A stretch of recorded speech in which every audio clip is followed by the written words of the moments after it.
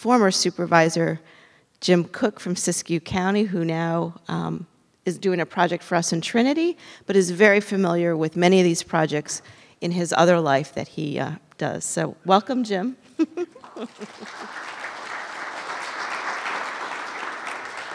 She's my current boss. I really, really like her. So if you go ahead and let me know when 5 minutes are up, I want to contrast a number of little communities I work in. This is one that the Earwimp funded. It was Prop 50 funds. It went to the community of Newell. Newell was the old Japanese internment camp, which was called Tule Lake at the time. The infrastructure in Newell, go ahead and start going through the slides. That's some of the current housing. Fortunately, that one burnt down just recently, and I think it was because of the meth lab that was inside it. But that's what some of the housing looks like now. This is a farm worker community or retired farm worker community. Go ahead. So when they built this Japanese internment camp, all these 19-year-olds volunteered to go over and fight the Nazis. They end up putting in water and wastewater system for 150,000 Japanese American citizens. Go ahead.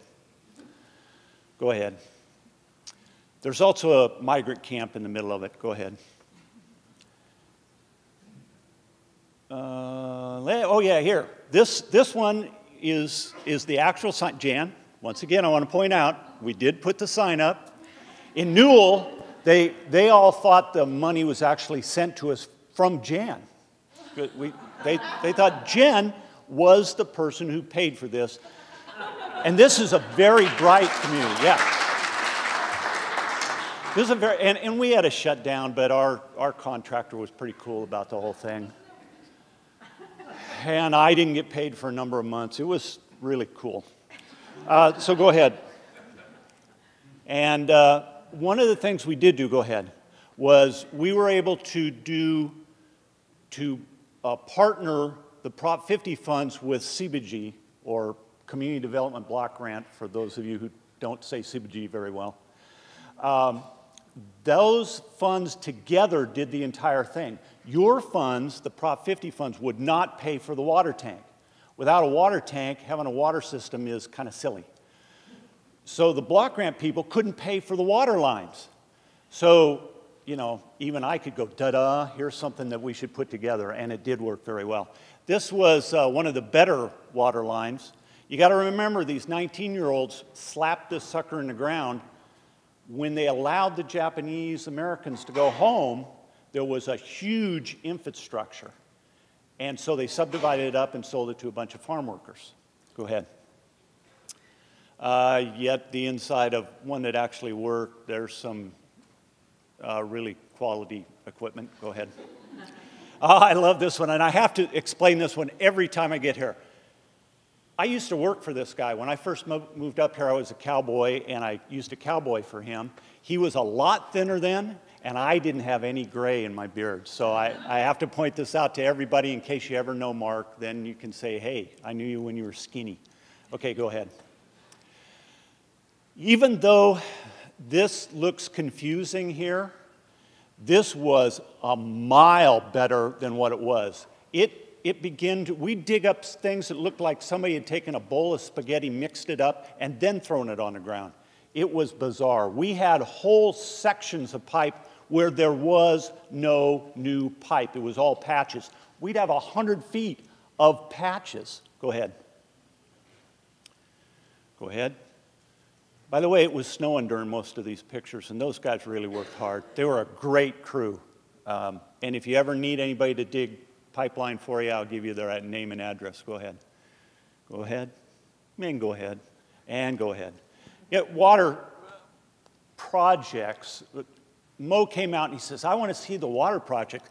And I told him, go ahead. Water projects by nature are buried underground. Let's go out and take some pictures of some patched asphalt. That's really exciting for people. This is the only thing you can even point to. Look, a water tank. And CBG paid for it. Shucks. Okay, go ahead. Asphalt, yes, indeed, we did cover the trenches up.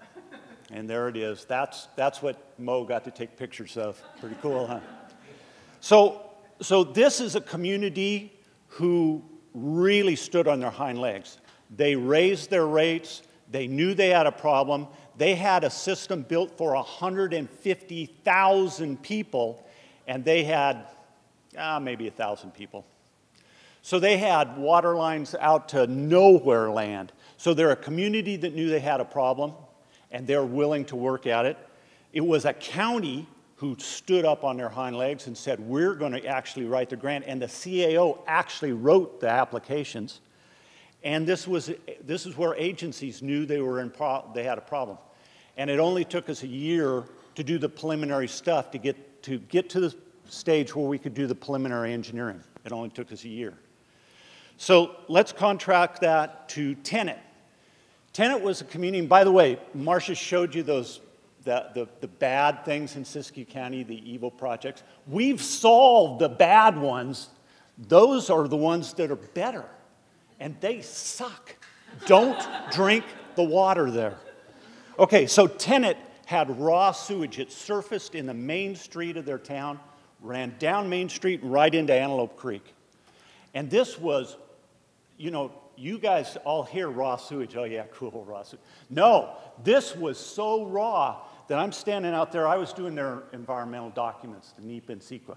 I'm standing out there looking at this creek as it runs down there, and this little old lady toddles out. She had to have been about my age, I guess, really old.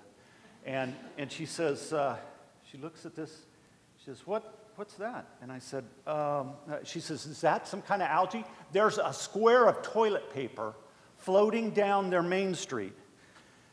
And, you know, what do you say? Yes, ma'am, that's some kind of algae. They had, when they flushed the toilet, you could tell by standing in their street. It took us 2.5 years of going to that community, and there's only 100 homes there. 2.5 years before we could get to the point that the community would let us do the applications and do the preliminary engineering. This was a 5-6 year project, and it was a no frickin' brainer. Grenada. We dig up Grenada's main, which only took us 3 years. By the way, anybody here from RCAC? Thank you, guys. Sorry you're not funding this anymore. Grenada, when we dig it up, they've got both their water and their sewer in the same trench.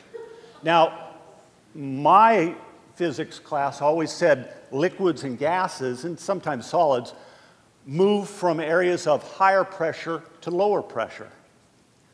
So that's fine, because in the same trench, most of the time the water is high pressure, it's moving into their sewer system and it goes out. But not always, because Grenada had no shutoff valves. So when they had to make any repairs, even on their laterals, they had to shut the whole system down. Now, imagine with me, we've got sewer and water, and now suddenly the drinking water is lower pressure. Where's the water going to go? There's a town I never drank the water in, ever. Because they had water going from their sewage directly in the same frickin' trench into their drinking water system. That took us 3 years, and RCAC put their shoulder to it and funded us to go to that community for 3 years before we got these communities, and we got the easy ones. Those are the easy ones. We got communities still in actually both counties that I work, all 4 counties that I work in, where they don't even know they have a problem. We've not done the pollution studies. Or back in 20 years ago, I did some of the pollution studies and found, oops, well, actually they didn't have a problem. But we've got Edgewood, McDowell, Greenview, Hornbrook. We suspect that they've all got, and I'm not going into your wonderful county because they're all wonderful there. We suspect they've got problems, but we're not doing the pollution studies to find out. Yesterday, I was given the approval from the block grant people to use PTA funds. If anybody does grants, we can use PTA funds to do the pollution studies. They said that twice. And if you ever write a block grant, talk to me because I'll help you write the right words to get those pollution studies done. So McLeod only took us 3 years. They had two great problems. They had a water intake pipe that was one of the last redwood water pipes in the state. And it had a few holes in it. And so in the winter, it was really cool because you'd have these big icicle fountains and stuff going on. But when they get a water surge, suck all the dirt, lizards, squirrels, and small frickin' bears into this intake structure. And at the end, they'd be pulling out little skulls and so, hey, that's cool. Look at what we had in our drinking water. They'd turn on the water and they'd have, there was another town I didn't drink the water in. So they had an earthquake in our region, and the sewage plant had a small crack in it. All the sewage water went away.